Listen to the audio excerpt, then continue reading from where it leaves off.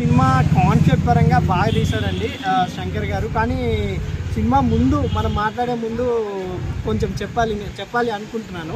ఎందుకంటే డబ్బులు వేగంగా సంపాదించాలి అనే సినిమాలు ఈ మధ్య హిట్ అవుతున్నాయి. డబ్బు లేకుండా పాలిటిక్స్ చేయాలనే సినిమాలను ఎందుకో ప్రేక్షకులు ఆదరించలేరు అని నా అభిప్రాయం అండి. ఎందుకంటే దీంట్లో ఎంచుకున్న కాన్సెప్ట్ అయితే నిజంగా జరిగితే బాగుండు అనిపిస్తుంది. ఎందుకంటే ₹1 కూడా తీసుకోకుండా ఓటు వేయని వాడు ఎవడు లేరు అనిపిస్తుంది. ప్రతి ఒక్కరు డబ్బు తీసుకుని ఓటు వేసింటారుగా. ఆ కాన్సెప్ట్ తో సినిమా బాగానే తీశారు శంకర్ గారు. కానీ ఎక్కడో ఆయన స్క్రీన్ ప్లే అది మిస్ఫైర్ అయినట్టు అనిపించింది.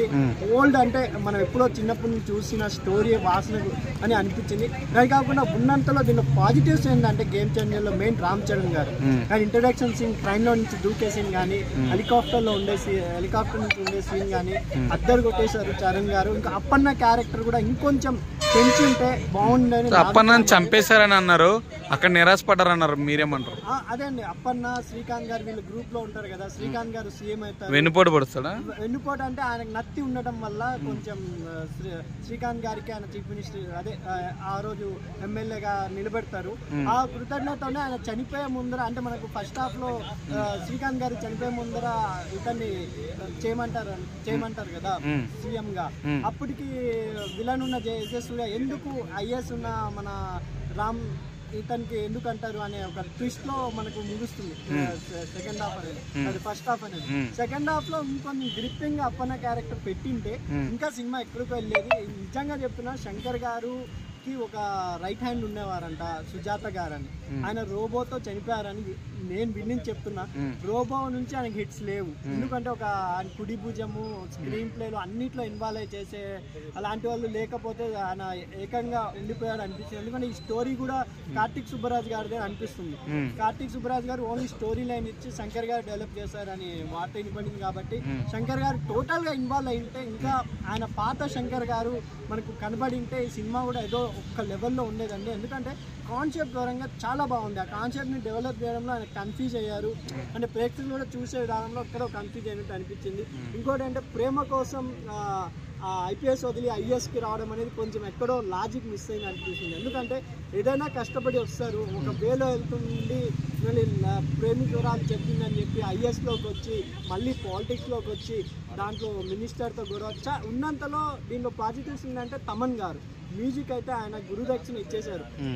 తమన్ గాని హీరో చేసిందే, అంటే అప్పుడు ఆయన మ్యూజిక్ డైరెక్టర్ కాకముందు బాయ్స్ లో హీరోగా వచ్చారు కదా శంకర్ గారు. శంకర్ గారికి ఒక గురుతత్వం ఉంటుందని తమన్ గారు కూడా చెప్పారు. బ్యాక్గ్రౌండ్ మ్యూజిక్ కూడా అద్దరు కొట్టేశారు. టైన్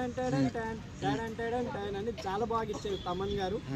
అవి బ్యాక్గ్రౌండ్ మ్యూజిక్ మీకు వినపడుతూనే ఉంటుంది సినిమా అయిపోయినా కూడా, అంత బాగా ఇచ్చారు. స్టోరీలో కొంచెం డెప్త్ ఉండి కాన్సెప్ట్ని ఇంకొంచెం యూనిక్గా, అంటే ఇప్పుడు శంకర్ గారి సినిమాలు అంటే మనం ఎందుకు చూసేదంటే యూనిక్గా, అంటే ఎవరు తీయని ఎవరు విధంగా డిఫరెంట్గా జీన్స్ చూసుకున్నా కూడా ఇద్దరు కవల పిల్లలు కానీ వాళ్ళు ఉన్న ఐశ్వర్య గారిని ఇద్దరు అప్పట్లోనే మన కంప్యూటర్ ఏందో తెలియని టైంలోనే ఇద్దరు ఐశ్వర్యాలని చూపించి, అంటే 7 వింతలు చూపించి లొకేషన్ పరంగా కూడా భయమర్పించాడు. అపరిచితుల సినిమా కూడా ఆ 3 క్యారెక్టర్స్ లో విక్రమ్ గారు జీవించారంటే శంకర్ గారి వల్లే. అట్లాంటి యూనిక్ పాయింట్స్ తో ఈ మధ్య ఆయన సినిమాలు రావటం లేదు. రోబో కూడా యూనిక్ పాయింట్, ఇంతవరకు ఇంగ్లీష్ లో కూడా ఎక్కడ రాలేదు. అందుకే ఇది జపాన్ లో కూడా ఆడేసింది.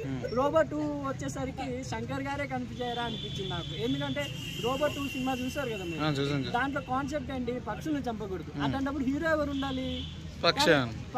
పక్షిరాజుని విలన్ చేశారు, హీరో చేశారు. అక్కడ ప్రేక్షకులు కూడా కన్ఫ్యూజ్ అయ్యి ఆ సినిమా ఫ్లాప్ అవడం జరిగింది. ఈ సినిమా చూస్తే మనం ట్రైలర్ లోనే ఏదో అద్భుతమైన సినిమా తీశారు శంకర్ గారు అంటే, చూస్తే అందానికి ప్రేమకి సంబంధం లేని కాన్సెప్ట్ శంకర్ గారితో రావడం తమాషా అనిపించింది. అందుకే ఈ సినిమా ఫ్లాప్ అయింది. ఇంకా భారతీయ టీమ్ అంటే కమల్ హాసన్ ఒక విక్రమ్ అనే సినిమాతో కమ్బ్యాక్, అంటే ఆయన ఎప్పటి నుంచి ఫ్లాపులతో కమల్ హాసన్ గారికి విక్రమ్ అనే క్రేజీ అంటే కమ్బ్యాక్ ఇచ్చారు. దాని తర్వాత భారతీయ 2 ఎలా ఉండాలి, ఆయన ఇమేజ్ కి తగ్గ లేదనే అభిప్రాయంతోనే ఫ్లాప్ అయింది. ఇక్కడ కూడా RRR అనే ఒక బ్లాక్ బస్టర్ హిట్ తో రామ్ చరణ్ గారు వచ్చారు. ఆయన ఇమేజ్ కి శంకర్ గారు అంటేనే ఎక్కువ ఎక్స్పెక్టేషన్, యూనిక్ పాయింట్ శంకర్ గారిది లేదు అనే అభిప్రాయంతో ఈ సినిమా కొంచెం యావరేజ్ కంటెంట్ ఉందని నా అభిప్రాయం అండి. అంజలి గారి క్యారెక్టర్ అనిపించింది. అంజలి గారు కూడా ఉన్నంతలో ఆమె కూడా నేషనల్ అవార్డు విన్నరు, చాలా బాగా చేస్తారు. మన తెలుగు అమ్మాయి ఎక్కడో తెలుగులో గుర్తింపు లేకపోయినా తమిళనాడులో వెళ్ళి చాలా డెవలప్ అయ్యారు.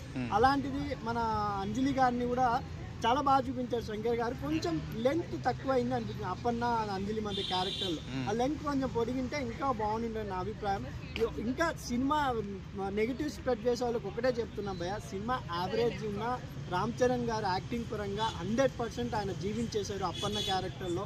అండ్ రామ్ చరణ్ గారు గెటప్స్ కానీ ఐఎస్లో కూడా చాలా మార్క్ చూపించారు. దాంట్లో డైలాగ్స్ కూడా చాలా బాగున్నాయి. నువ్వు 5 సంవత్సరాలే మేము చనిపోయేంత వరకు ఐఎస్ అని ఆ ఇద్దరి మధ్య వచ్చే డైలాగ్స్ కానీ, అన్నం గురించి కొట్లాడే అంటే దాంట్లో కొంచెం పవన్ కళ్యాణ్ గారు కనపడ్డారు.